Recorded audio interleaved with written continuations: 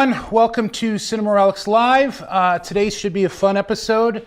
We've got a award-winning animation producer and director, Steve Loader. Steve is a award-winning animation director who's been working in the industry for 3 decades. Started on Ren and Stimpy, and most recently did Devil Dinosaur and Moon Girl and Devil Dinosaur, which he was both a developer, he developed the show, and was the showrunner.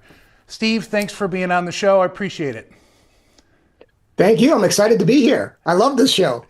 Great. Well, as you know, we've known each other for some time now, and the reason we know each other is because you're a prop collector yourself, aren't you?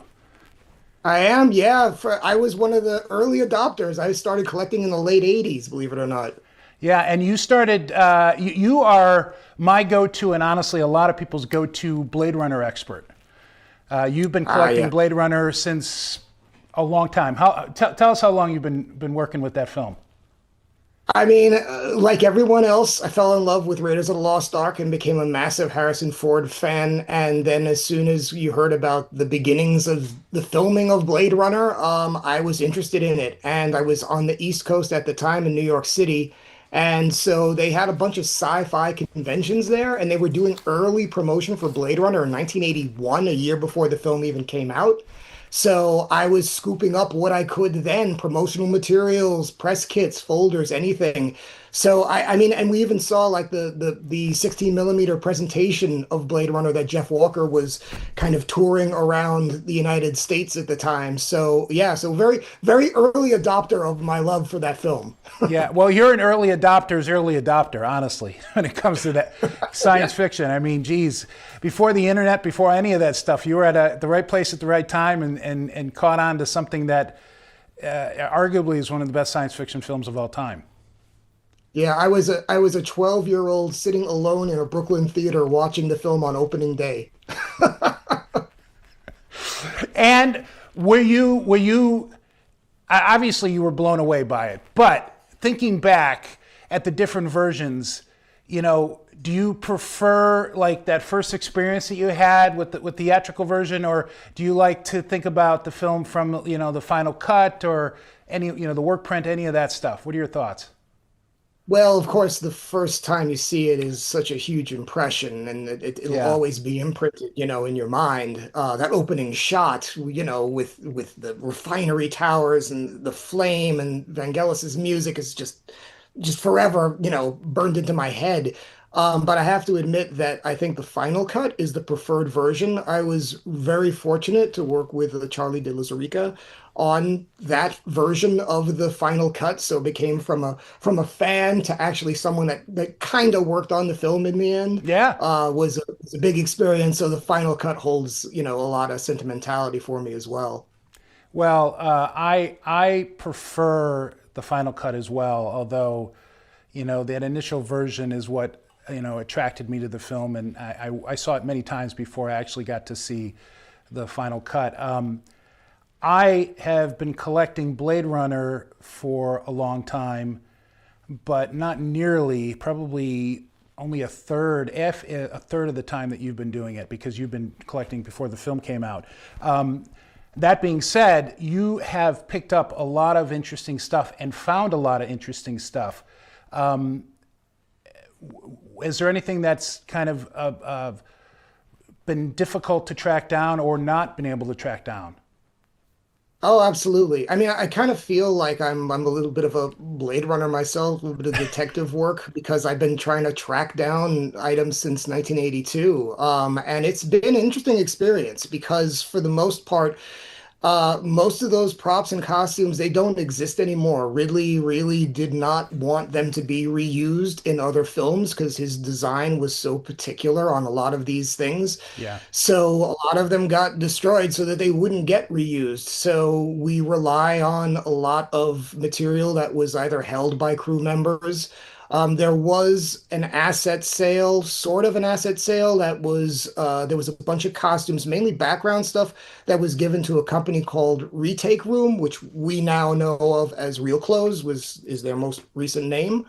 But there's been over time, certain things have popped up. For the most part, maybe one of everything has kind of popped up, but there's definitely a couple items that just are lost to time or missing. And there's one in particular, the Voight-Kampff interrogation device that Deckard uses on Rachel and also Holden uses early on in the film as well. It's centered to Has the never turned premise up. of the film.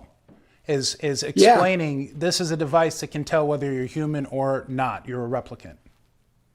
Yeah, it's lost to time. I've done a lot of tracking down on that, but that one is a big mystery. Yeah, I've heard rumors that were always unsubstantiated of pieces being out there, but that is certainly a piece that I think any Blade Runner fan would love to see. But speaking of pieces that do exist, I've got a Vid-Phon over here that I've owned now for a number of years. I know you have a lot of information on that. I'm curious. So there were 4 or 5 of these originally? Five were originally created for the film. They were made by Modern Props in LA, which Right. unfortunately recently closed. Yeah, John Zabrocki's company. Yeah, and they did a number of pieces for Blade Runner actually. A lot of Chew's equipment in his lab. They made that. They Right. made the phone booth, and a variety of other things. But yeah, there were 5 originally built. They all lit up. But there was only one hero version. And interestingly enough, in the very early days of eBay, I mean, before people even knew what eBay was, that far back, 4 of these Vid-Phones were auctioned off Right. then. Right. Um, but what was interesting, even at that time, is the hero was not present in those 4. Everyone thought there was one there that kind of looked like it's kind of resembled the hero, but the stickers didn't quite match, the graffiti didn't quite match, and we were all wondering, well, where was the hero? And we only found out years and years later that we believe it was still in the hands of the person that actually built the vid phones. He kept the hero version. The hero version, just also to define what that is the only one that has a video feed component. It's the Right. one that Deckard talks to Rachel, in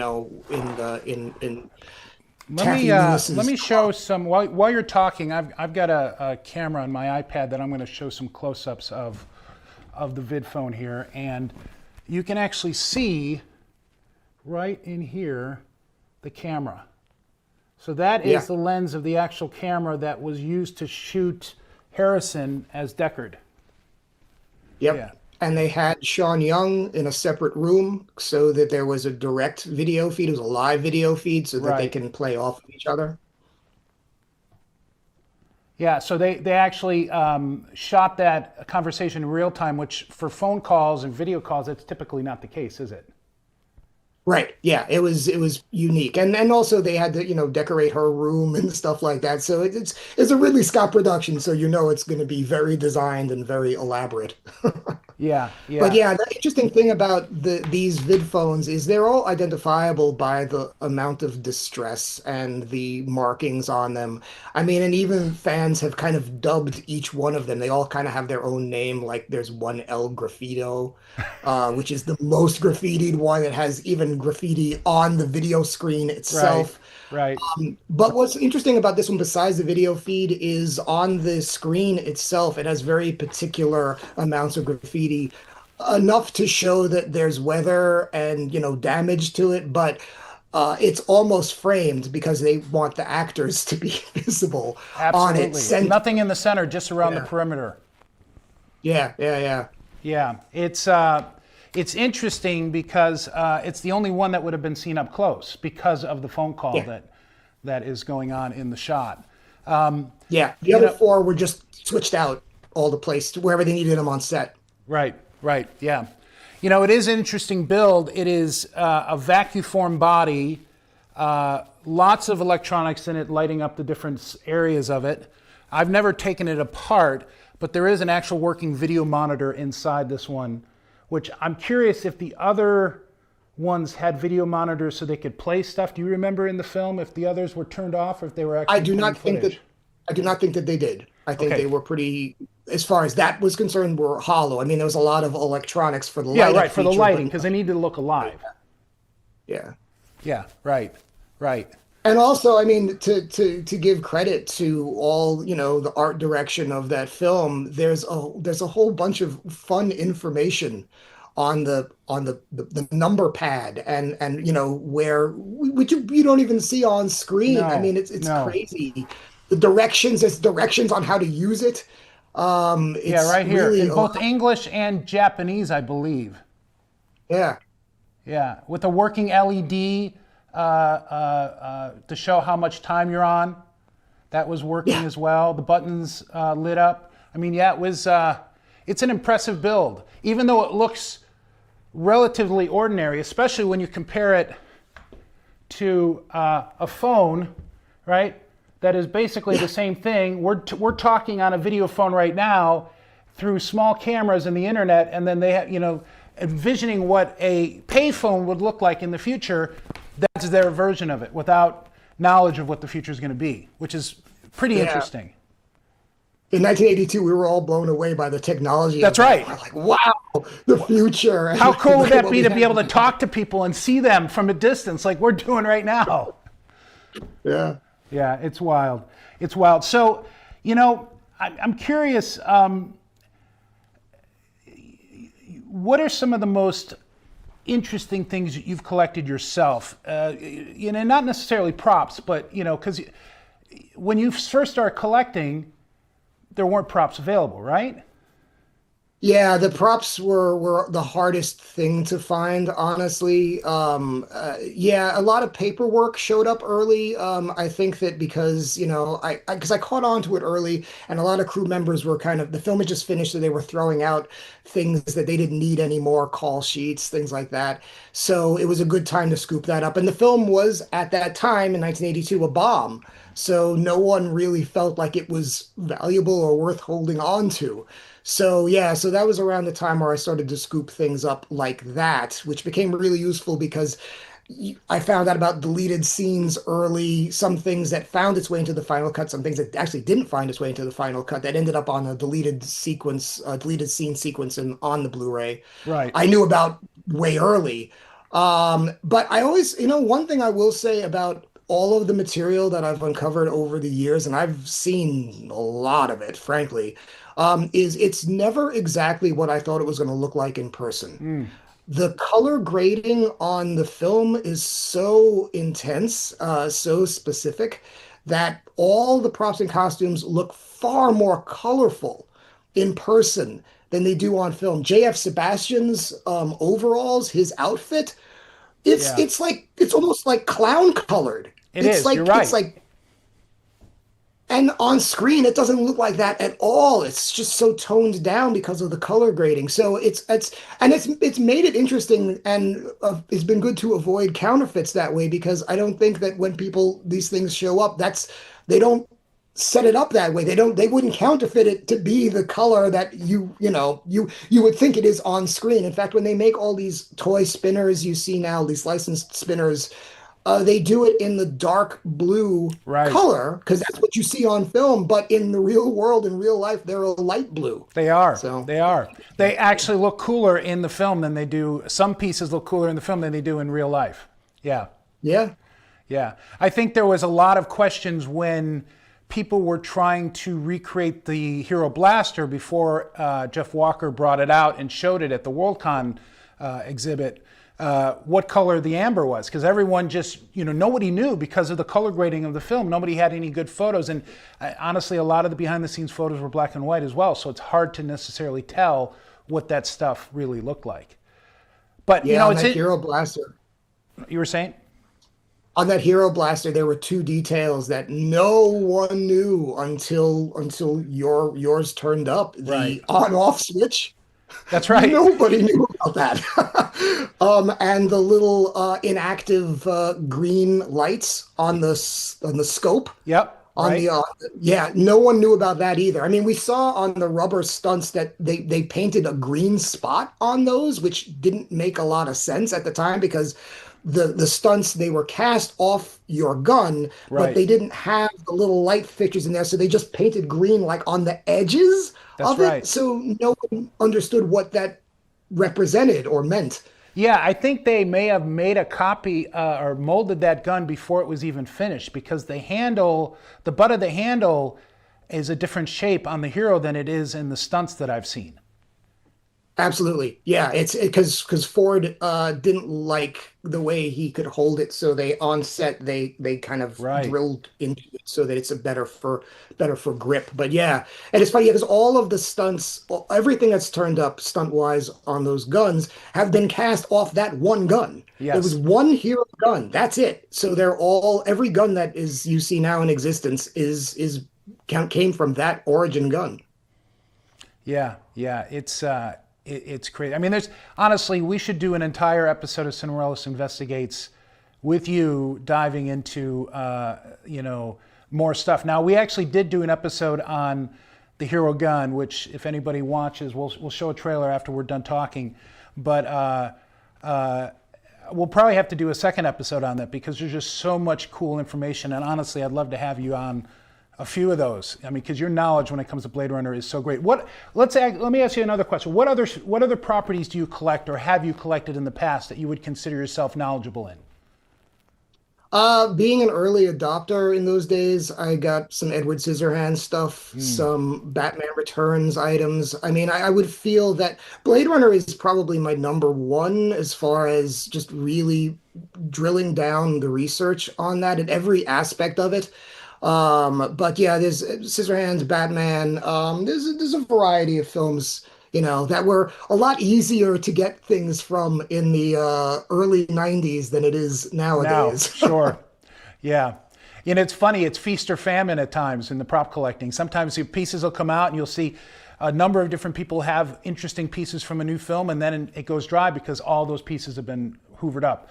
But then you deal with people that are replicating and trying to sell replicas as fakes. Have you had any instances of that in the Blade Runner community, or is it that Oh not? yeah. Oh, you have.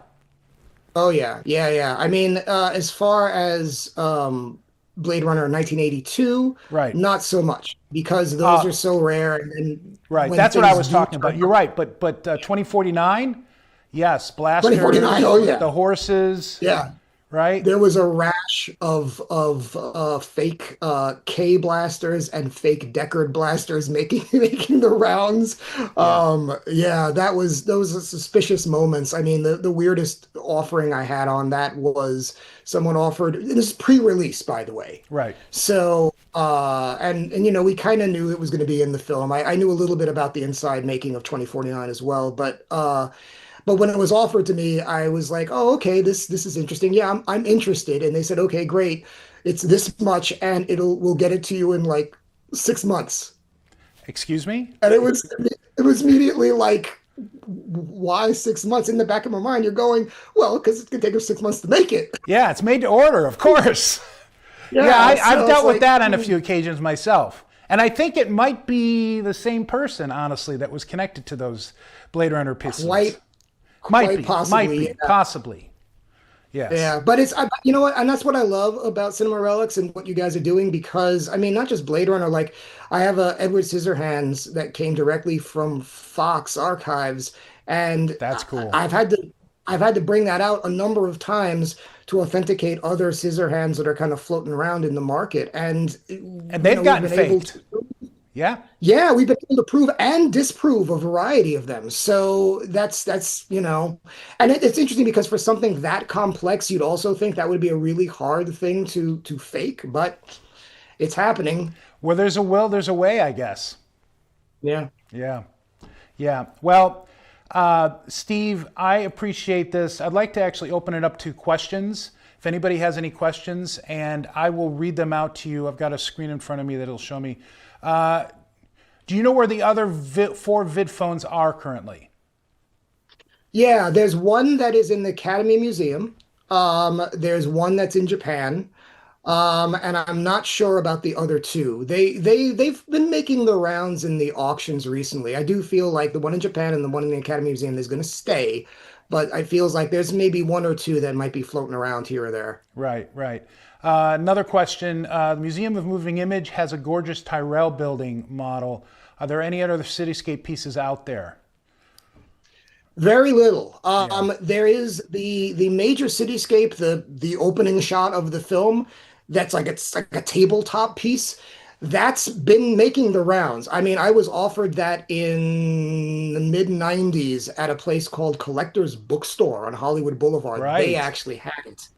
And I went to see it, and the price was good, but it was massive. There was nowhere for me to put it. And I right. did notice that it had been slightly refurbished. It was used in like a Japanese TV commercial for something, so it Huh.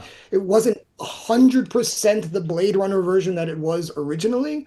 But that's been floating around. A couple of buildings have been floating around, and of course the blimp Yes. has been around as well. And a really quick story on some of the miniatures or bigatures.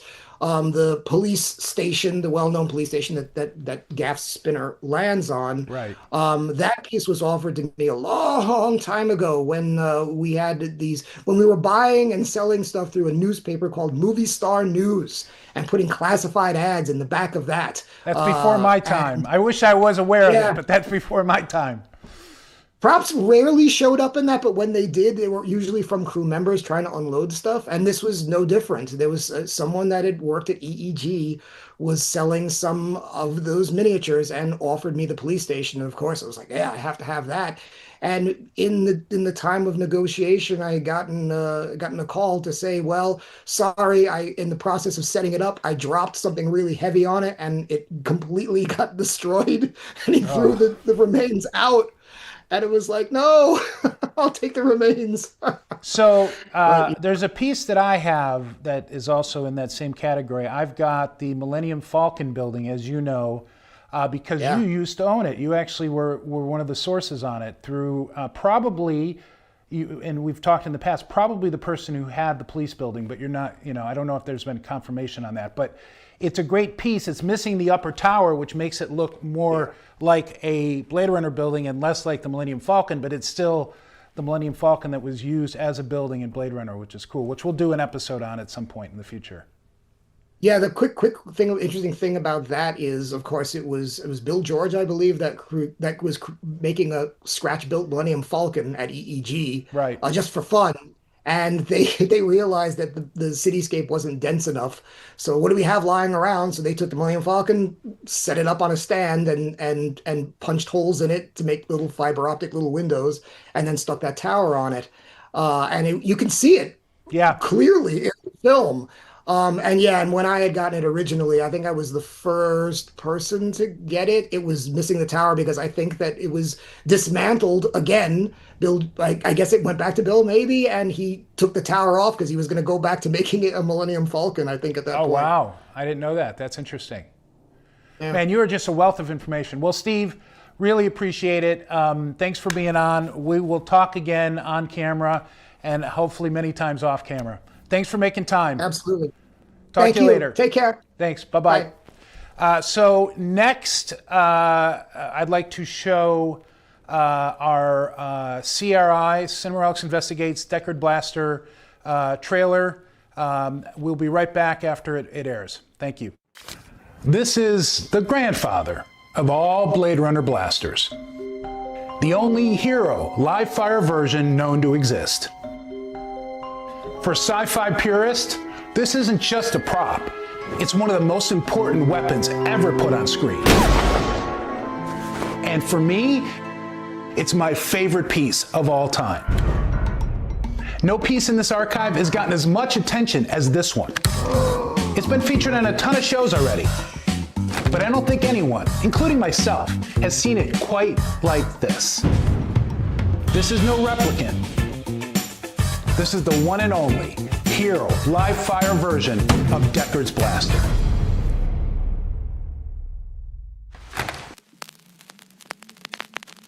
We're back.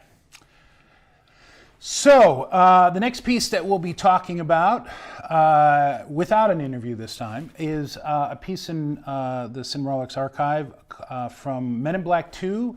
It's a Neuralyzer. So this is one of the hero ones from Men in Black 2. I'm not so sure. It could have been refurbished and used from the first film, but our gut is that it is actually built for the second film. It does have an interesting element to it. Is one of the versions that actually has a spring in it. So when you press this bottom part of the pen clip, which I guess it looks like a super fat pen, you press that and it pops up. It's got the dials for day, month, no, so day of week, day of week, and year. Actually, I'm not sure which one is which. So hour is the last one. All right, so we got year, day of the week, and hour. The bottom two dials, thank you, Caleb. The bottom two dials have etchings in them. The top one does not, but they are all backlit at some point. And the front also has a clear image or clear piece of plastic that would show off the light. Now, interestingly, in the second film, the Neuralyzers are a blue light. Does it flash blue light or still flash red? It flashes blue. It like scan the person's face blue. Right, so it is. So the lights inside here are blue, and then the flash is blue. I'm not sure why they decided to go blue or red. I mean, you know what's interesting about this piece is it's certainly part of the narrative of the film that allows a organization like Men in Black to operate in the public, which is kind of cool because nobody really knows, because if you find out, boom, you're getting your mind wiped. It's also just a piece of cool gadgetry, like a lot of the Men in Black stuff. It's this silver reflective material to make it look like it's something from heavy industry with a 60s vibe to it. It's just a neat piece of kit, as Stephen Lane would call it. A piece of kit that you can throw in your pocket. Not that I would. Men in Black is a great little series of films, especially the first two. It's the creature design is amazing. Rick Baker leading all of that stuff. The art direction throughout the film, they're funny, yet there's a little bit of seriousness in it. It's good stuff. It's good stuff. Although I'm not sure I'd actually want to be able to wipe my memory, because that could be a bad thing, right? You could keep doing the same thing stupidly over and over and over. Memory is a good thing. So we'll move on. But before we move on, we're going to show a quick trailer to our next episode that we're releasing, which will be this Saturday at 7 a.m. Central. It is concerning Men in Black 1 and 2, and it is some worm guy puppets from Men in Black. Check out the trailer, and we'll see you back in a... These little alien guys really know how to steal a scene. In this investigation, we're getting up close and personal with the worm guys from Men in Black. They were created by legendary visual effects artist Rick Baker and brought to life by an extraordinary puppeteer team. Lock and load, baby. And today, one of those puppeteers, Greg Valora, is joining us in the lab. Oh boy. To show us how one of the world's oldest practical effects can create an utterly unforgettable performance.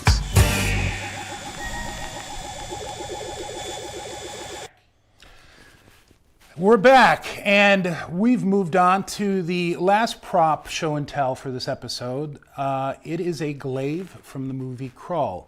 This is a metal version with metal blades. It's dual-sided. The blades are super sharp. It is missing some jewels on it, which I believe are all glass or plexi. I'm not 100% sure. But this version would have been one of the examples that they would have thrown.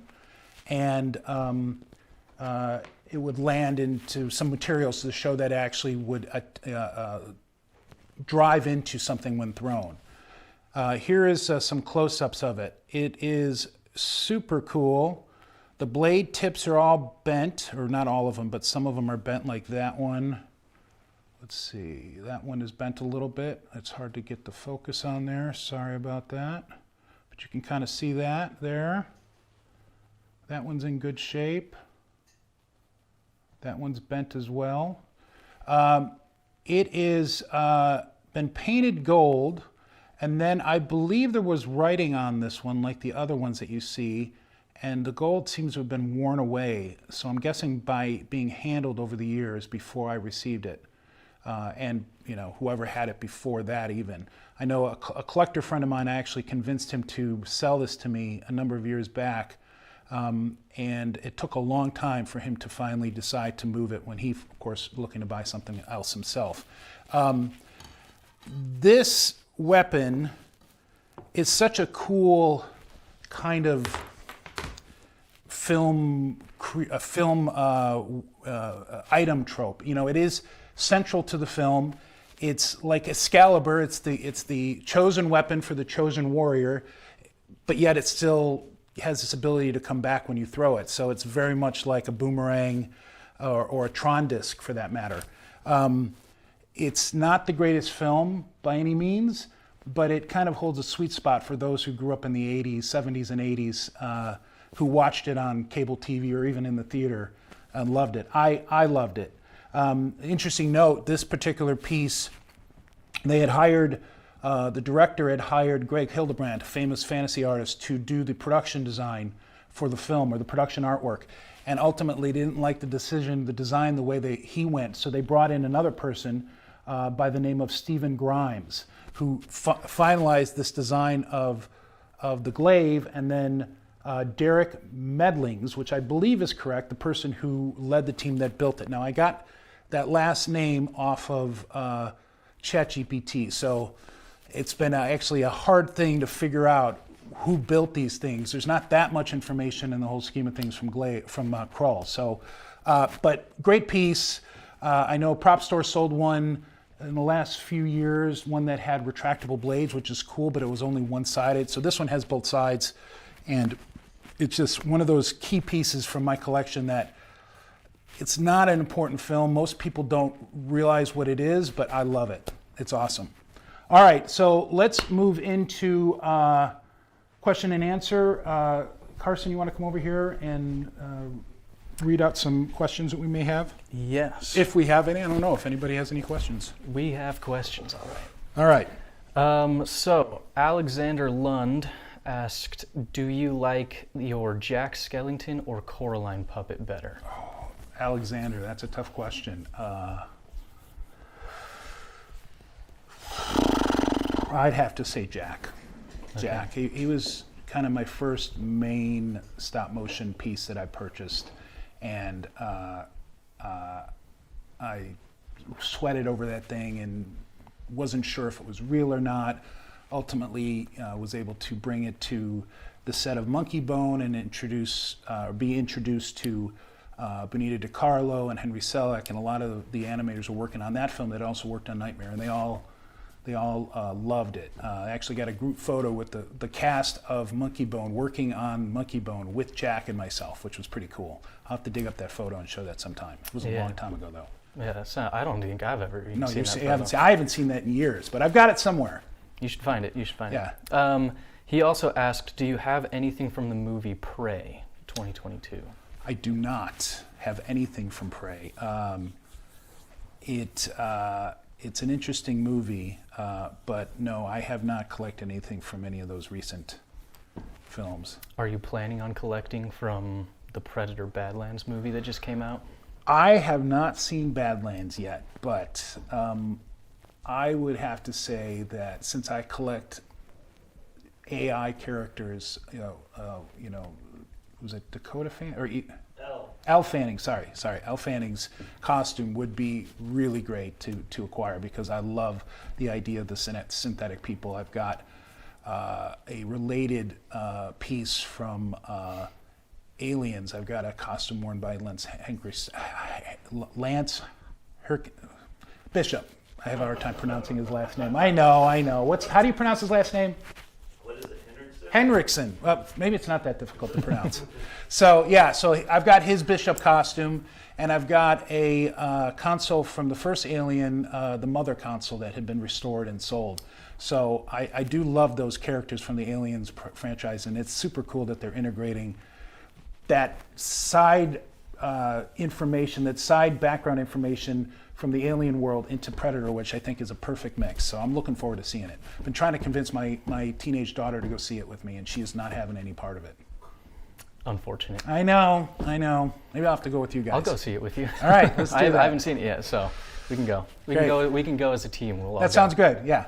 All right. Any more? TV, movies, and toys mentioned that Gary K. Wolfe, the creator of Roger Rabbit, was finally able to reclaim the rights to the IP and plans on future films, including a Jessica Rabbit project, and is wondering what your thoughts are on that. Wow, you actually are bringing that information to me. I did not know Gary Wolfe got Roger Rabbit back. That is wild.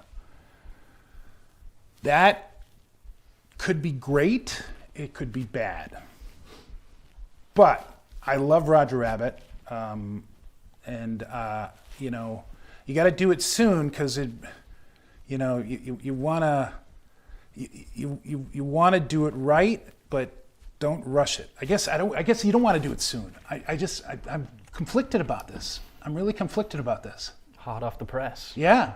Well, good for him. Good for him. They haven't done anything with the character in a long time. He should get it back.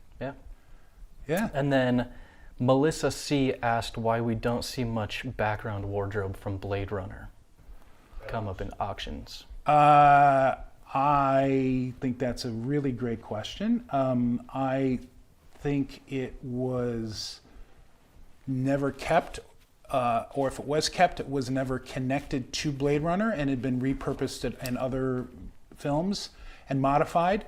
Sometimes you'll see police stuff, but that is a very specific look. The background characters in general are very difficult to identify in other collections. I've never seen any background, just general wardrobe from Blade Runner. But that is a good question. We should dive into that. I'll ask Steve that next time I talk to him. Yeah, you should. I'll give you guys the answers. It's a really good question. Yeah. Awesome. Cool. Anything else? We're That's good? all the questions we All got. right. Thanks, everyone. Appreciate you watching, and we'll see you next week. But watch our episode this weekend. Worm Guys, it's a good one. We bring in our good friend of Cinema Relics, Greg Ballora, who is one of the puppeteers of two of the Worm Guys, I think, at any given point. All right, see you later.